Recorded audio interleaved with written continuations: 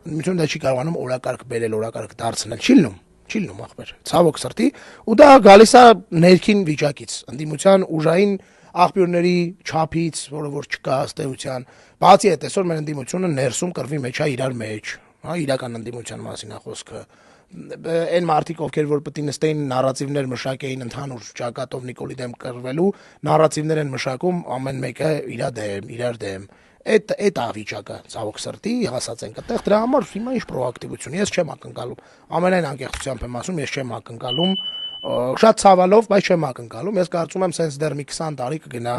ոչ թե Նիկոլի իշխանությունը, այլ առհասարակ ընդդիմության իշխանության որակական վիճակը եւ գոնե մեր երեխեքի ժամանակ հույս ունենանք, որ քաղաքականությամբ զբաղվող մարդկանց պարագայում մի քիչ մշակույթը զարգացած կլինի ու կստանանք այդ սպասենք, թե չէ մեր նման երկրներում շատ նորմալ է, որ հիմնական քաղաքական օրակարգի ձևավորողը, առաջ տանողը իշխանությունն է, այսօր ես շատ նորմալ եմ համարում անկեղծ